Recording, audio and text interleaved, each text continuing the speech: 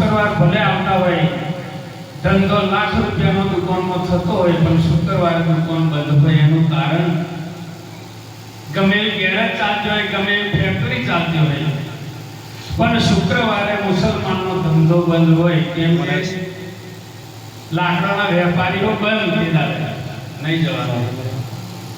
Phone કરીને કહે શુક્રવાર ગાડી નહીં આવે. એનું કારણ શું? એ સૂચિ છે. એનું કારણ કે મનુષ્યને ધર્મ ચૂકે તો સંકટ આવે. ધર્મ ચૂકવાથી મનુષ્યને સંકટ આવે. એ લોકો દર શુક્રવારે પોતાના ગુરુ હોય, જે કબ્રસ્તાન હોય, નમાઝ પઢવાનું હોય, તે પોતાના ધર્મનું શિક્ષણ માટે એ ગમે એવો ધંધો રોજગાર છોડી અને દર શુક્રવારે ધર્મનું શિક્ષણ મેળવતા હોય. કોકને ખોટું નહીં લાગે, આપણે 12 મહિનાની કુંડમાં ઘણા નથી આવ્યા ઉપદેશી. 12 મહિનાની કુંડમાં આપણાથી જવા માટે સમય નથી. એની ઉપાધિ છે. ધર્મ ચૂકે અને સંકટ આવે. એટલે હંમેશા માટે મનુષ્ય ધર્મ ચૂકે ક્યારે?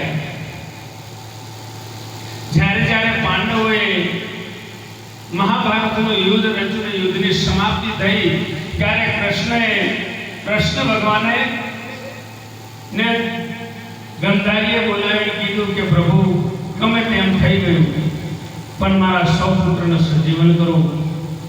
કૃષ્ણએ કીધું કે મારું કામ નથી, અને એ સજીવ કર્યા હોય તો એ શક્તિ વ્યાસ મુનિ પાસે છે. ગુરુ વ્યાસ મુનિ પાસે છે. વ્યાસ મુનિને બોલાવી સજીવન કર્યા પછી સહમતિ કરી કે હવે આપણે કોઈ વેર ઝઘડો ટંડો છે નહીં. અને હવે કૃષ્ણએ કીધું જેને જે ઈચ્છા હોય તે માગી લે. મારે તમારી એકતા થઈ અને જે પ્રસન્ન થયો, તમારે જે જોઈએ તે માગી લો. એટલે બધાને જે જોઈએ તે ખૂબ ધન માગ્યું, મિલકત માગી, જેને જે જોતું એ માગી લીધું. જ્યારે કુંતા માતાનો વારો આવ્યો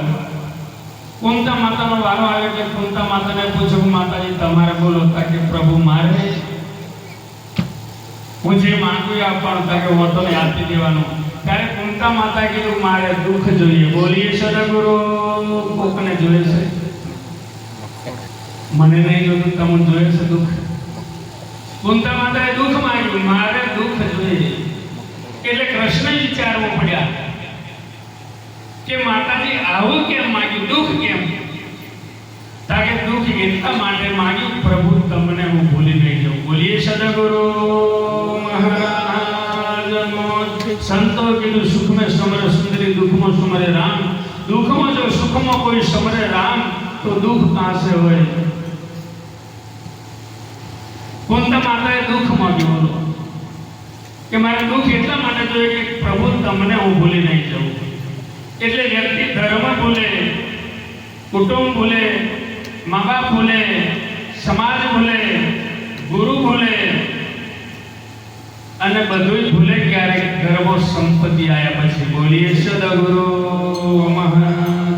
એટલે મારા પ્રેમી સજ્જનો, મારી માતાઓ બહેનો દીકરીઓને નમ્ર વિનંતી કે 2 મંત્ર એવા કે એ મંત્રનો વ્યક્તિ જો ઉપયોગ કરે, એનો પડછો તરત જ, એનો પ્રભાવ તરત જ એને શાંતિ મળે. એ 100%ની વાત છે. પણ કહેવા અત્યારે બોલતો નથી એટલે લાખો નો લાગે, હવે બોલવું એટલે કોડી નો થઈ જાય.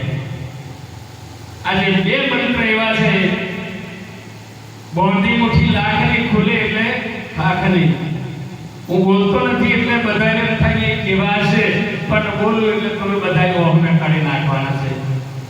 જો ઘરમાં શાંતિ જોઈતી હોય, પરિવારમાં શાંતિ જોઈતી હોય, સંબંધીમાં શાંતિ જોઈતી હોય, કુટુંબમાં શાંતિ જોઈતી હોય, સમાજમાં શાંતિ જોઈતી હોય, તો 2 જ શબ્દની જરૂર છે. ઉપદેશ યાદ નહીં છે તો ચાલશે, પણ આ 2 શબ્દ એવા ભયંકર.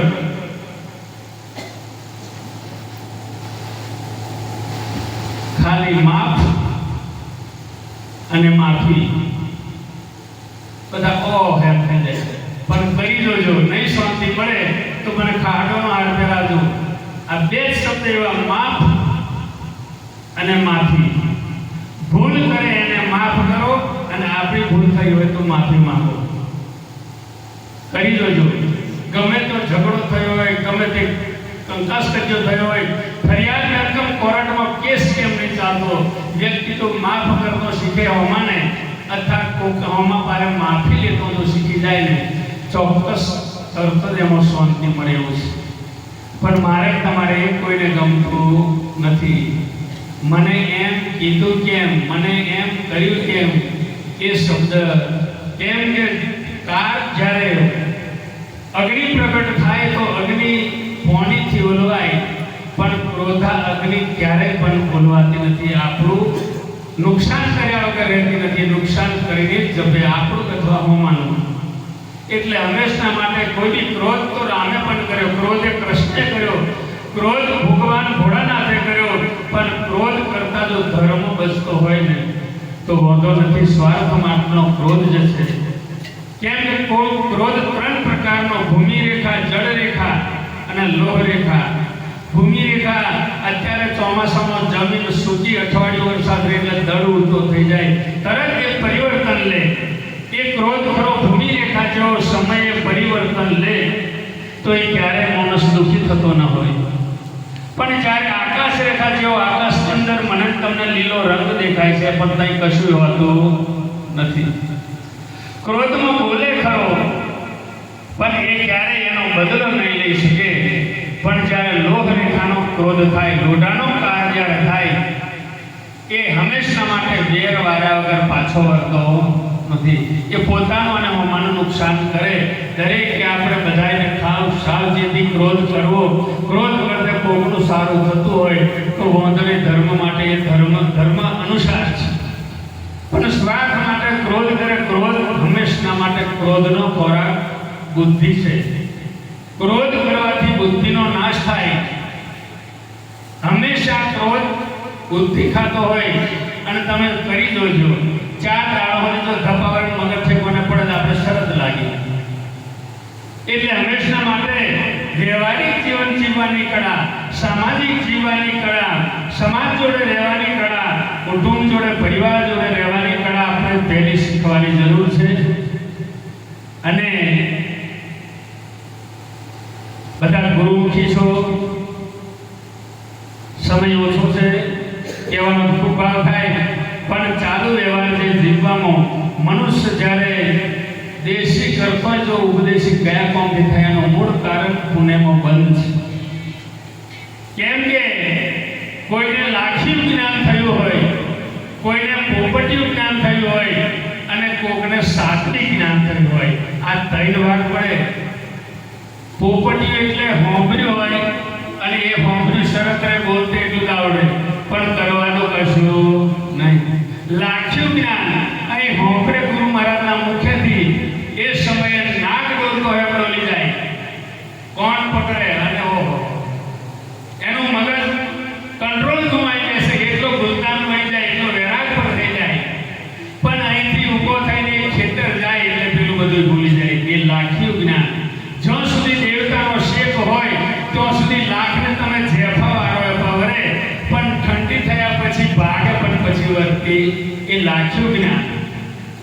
સાત્વિક જ્ઞાન મારા માટે સદાયને માટે ગુરુના વચનને વચન લેવું સહેલું છે, વચનને સાંભળવું સહેલું છે, વચનને જાણવું સહેલું છે, વચનને પારવું કાઢવું છે. વચન જો સુધી પારીએ નહીં તો સુધી મને તમને કોઈ ફાયદો કરતો નથી. વચન એ વસ્તુ ભવસાગર કરવાનો તરાપો છે, આત્માનું કલ્યાણ કરનારી વસ્તુ છે, જન્મ મરણ મટાડવાનું સાધન છે, એ જીવતે જીવે મુક્તિ અપાવવાની સંપત્તિ છે. એ કોઈ સાધારણ વસ્તુ નથી, પણ એને પારવું કાઢવું. આપણે બધું પારીએ, ઘોડા પારે, ગધેડા પારે, ગાયો પારે, ભેંસ પારે, વાઘો પાર્યા પોંજરો અને પેલા મદારી નાગો પારે. ફૂંક મારે મારી નાખે એવા નાગો પારે. વાસીનું ભરવું પડે, પાણી પીવડવું પડે, ચારવા જવું પડે, બાંધવું પડે, છોડવું પડે, બધું પારે. પણ આ ગુરુ વચન પારવાનું બહુ અઘરું છે. એને 4 ભૂલો કશું જોતું નથી, એને શીલે છોડવાનું, બાંધવાનું કશું નહીં. એ બોલાય ખરું, તન મન ધન શીશ ગુરુને અર્પણ, તન મન ધન શીશ ગુરુને અર્પણ. ગુરુ મહારાજ તન મન ને ધન આપે, શિષ્ય કોઈ દાડે આપતા નથી. અને ગુરુ શિષ્ય પાછું આપે તો એ ગુરુ કહેવાય નહીં. એટલે હંમેશા માટે શિષ્ય જો ગુરુને અર્પણ કરેલું હોય તો ખરેખર આપણે શું કરવું જોઈએ, મારે ને તમારે એ બહુ વિચારવા જેવો વિષય છે. વચને કારું વચને કૂચી, વચનના મારે સંત મરી ગયા, વચને છોડ્યું રાજ, વચન જેને વિવેક્યું તાકા સરિયા કામ. એટલે દરેક વચની પુરુષો છો, વચન નિભાવી અને વચનનો સદુપયોગ કરી, વચનનું જતન કરી અને વચનના માર્ગે વળી વિરાજમાન છો તો સદાયને માટે આ વચન તરફ રહેજો, વચનને પાળજો, વચન વિવેકી બનજો. કેમ કે જ્ઞાની કરતો વિવેકી મોટો હોય છે. જ્ઞાની કરતો વિવેકી મોટો હોય. વિવેક એ જ્ઞાન પ્રાપ્તિનું મહત્વનું અંગ છે. જે રીતે શરીરમાં હૃદય અને મોક્ષ મહત્વની છે, તેમ જ્ઞાન પ્રાપ્તિ માટેનો વિવેક, જો મનુષ્ય પાસે જ્ઞાન હોય પણ વિવેક ન હોય, ત્યારે એ જ્ઞાનનો દુરુપયોગ થાય અને ક્યારે અંધશ્રદ્ધા લાવે અને ક્યારે કર્મમાં ઉપાધિ લાવે એ કોઈ નક્કી નથી. કેમ કે રાવણ પાસે વેદાંત બ્રાહ્મણ હતું, 4 વેદનું જ્ઞાન હતું, બ્રાહ્મણ હતો, પણ એની પાસે એકલો વિવેક નહોતો. ધન સંપત્તિ સોનાની લંકો બધું જ હતું, પણ એની પાસે જ્ઞાન પર વિવેક નહોતો. પછી આખી કુળ સહિત સર્વનાશ થયાનું મૂળ કારણ જેની પાસે વિવેક નથી.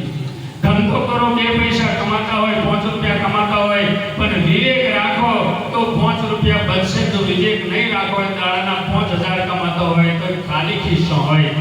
એટલે દરેકની અંદર જીવનમાં વિવેક લાવીએ તો જ કદાચ જીવન જીવવાની કળા મળે. અને વિવેક વગર ગમે તેટલો આપણે ધંધો કરીને પસંદ રાત ફરીએ તો આપણી પાસે કશું બંધન દેખાય નહીં. વિવેકી બનો, ગુણવાન બનો, દયાવાન બનો, ભક્તિવાન બન્યા છો તો ખરેખર આપણે વિવેકી એટલા બનવાની જરૂર છે. ગુરુ બ્રહ્મમુખીમાંથી ગુરુમુખી બનાવ્યા પછી અંતર્મુખી બનવું એ આપણા હાથની વાત હોય, ગુરુ પાસે નથી. કેમ કે સદગુરુ કહી જાય એમ જો કરી જાય તો પરમ ગુરુ પોતાની પાસે છે. સદગુરુ કહી જાય એમ કરી જાય તો પરમ ગુરુ પોતાની પાસે છે. બોલીએ સદગુરુ મહારાજ. હવે આટલું કઈ મારી વાણીને રમા, કેમ કે પ્રસાદ વિતરણ ચાલુ કરજો.